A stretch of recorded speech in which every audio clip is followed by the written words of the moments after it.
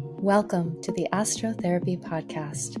I am your host, Ciela Winter, and I am thrilled to dive deep into the inner realms of provocative thought while discovering an array of astrological and psychological insights to accompany us on this quest of self-inquiry.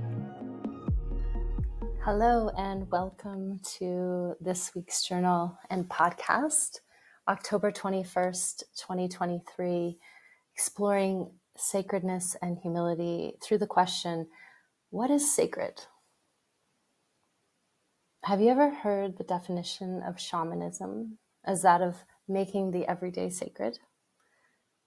Having explored rituals, ceremonies, underworlds, inner worlds, and outer worlds for the minimum of the last 25 years, I personally am yearning to pull this definition apart. And I don't know how far we're going to get in this session, but I will say that I don't actually believe that anything becomes sacred just because I believe it to be.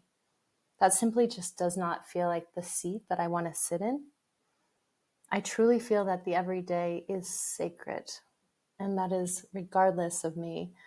And it's my job and my privilege to remember this.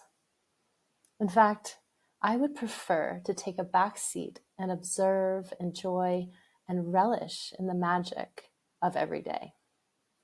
The pure bliss that exudes from true present. Exudes. Love that word. The true bliss that exudes from true presence. The embodied soul in action as an art form and as an offering to my Creator. So the less that I am involved, the better. And the more spacious my mind and the more expanded my heart becomes. And I'm not speaking of being passive, but rather participating from my being rather than the unconscious factors of motivation that can happen through the ego. So when I pay attention to the raw authority of truth in the very moment of now, I am once again humbled in reverence to all that is. And clearly that takes being present to that very moment of now and all that is encompassed within now. So my act of honoring is active, not idle or lethargic by any means. And in my experience, humility, which is kind of what encompasses all of that which I'm discussing here, what I'm speaking to when I pay attention to the raw authority of the truth of now. Humility is a great strength, perhaps the most energized of all the virtues in the mirror of the relationship that I have with all of beingness. And as my dear friend Matthew has always reminded me, being right is the heroine of humanity. So let's talk about shamans today. And in my opinion, and I might have some strong opinions about this topic, and maybe as an added question for another journal, another time, it could be, are there too many shamans these days? And too many shamans today, again, in my opinion, are empowered by the egoic satisfaction that can come with the inner testament of magic. But not all magic is equal. And just because you can will something to occur doesn't mean that your will is aligned with the Most High. In the same way, just because you make the everyday sacred by your word or action doesn't mean that the source of that sacredness is you, or is it? And also, just to digress a moment on this magician, shamanistic element, when I say, in my opinion, I think there may be too many shamans, I believe that there's a lot of people that are self-proclaiming themselves as shamans. And what does that really mean? It's a deep inquiry. We'll come back to that. So let me repeat. In the same way, just because you make the everyday sacred by your word or action doesn't mean that the source of that sacredness is you, or is it?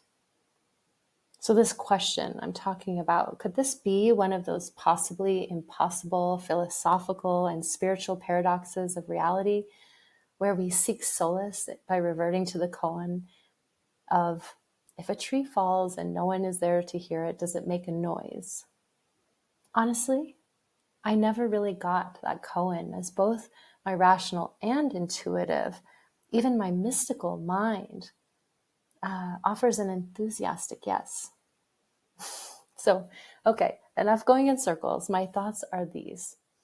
I evoked the paradox with the question of potentially being the source of the sacredness, because objectively, I can imagine my heart as a spark of God's fire, and that through my heart, the light of God has a chance to breathe and even surge with the flames of transformation and cycles of both death and birth.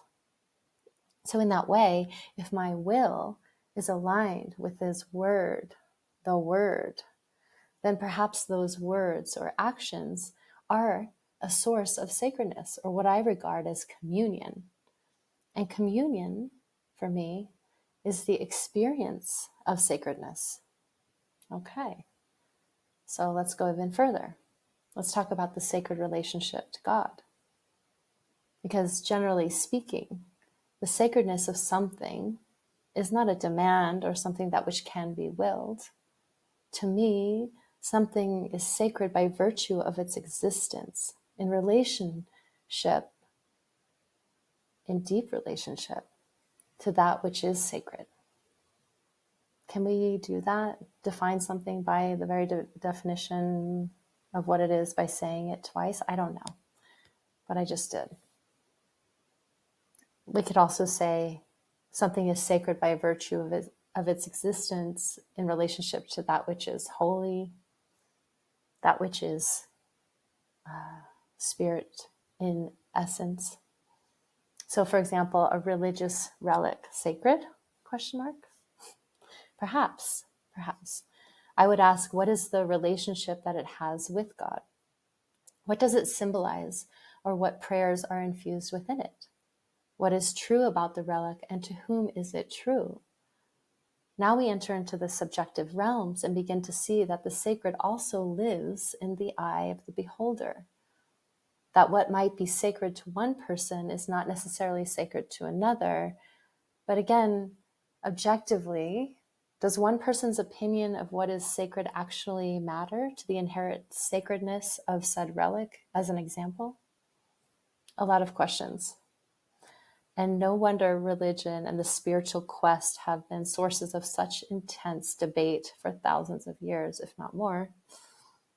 I can't even write about one definition of the word sacred without juxtaposing a paradox and questioning the questioner, myself.